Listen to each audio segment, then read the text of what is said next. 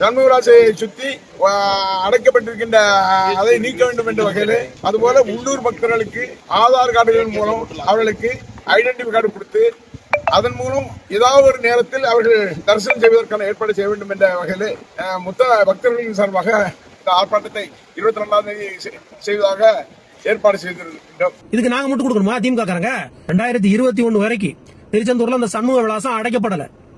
நான் ஓப்பனா சொல்றேன், சண்முக விலாசங்கிறது முன்னால கேட் இருக்கும், அந்த கேட் வந்து இரும்பு கிரில் போட்டு அடைக்கல. அப்ப என்ன பண்ணுவாங்கன்னா, நிறைய பேர் தூரத்துல இருந்து வர்றவங்க நிறைய நேரம் காத்திருக்க முடியாது அப்படின்னு சொல்லிட்டு சண்முக விலாசத்துக்கு முன்னால நின்னே சாமி கும்பிட்டு போறவங்க எவ்வளவோ பேர் இருக்காங்க, நான் உட்பட. வெளியில நின்னே சாமி கும்பிட்டு போயிடுவோம் அப்படின்னு நினைச்சு இங்க இருந்து பார்த்தாலே சண்முக விலாசத்துல இருந்து பார்த்தாலே தெரியும், அப்புறம் பாத்துரலாம், முருகனா பாத்துரலாம். இன்னைக்கு அப்படியா இருக்கு சூழ்நிலை? அந்த 20 கேட்டை போட்டு அடைச்சது யாரு?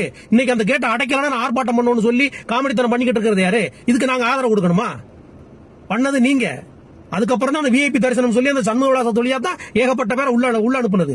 ஒவ்வொரு குடும்பத்திலும் 2000 3000 ஒரு நாளைக்கு கிட்டத்தட்ட 1000 பேரை உள்ள அனுப்பியிருக்காங்க. ஒரு நாளைக்கு 3 லட்ச ரூபாய் 8 லட்ச ரூபாய் சம்பாதிச்சிருக்காங்க. குறைஞ்சது 8 லட்ச ரூபாய் சம்பாதிச்சிருக்கானுங்க. மாசம் என்னாச்சு? 2.5 கோடி ரூபாய் மாசத்துக்கு எடுத்திருக்கானுங்க. 5 வருஷம் ஆச்சு. இன்னைக்கு ஃப்ரீயா போயிட்டு வராங்க. இதுல உங்களுக்கு எங்க வலிக்கின்றாங்க? இதுக்கு நாங்க முட்டு கொடுக்கணுமா? திமுக காரங்க உங்க சுய லாபத்துக்கு நீங்க பண்றதுக்கு நாங்க எப்படி முட்டு கொடுக்க முடியும்?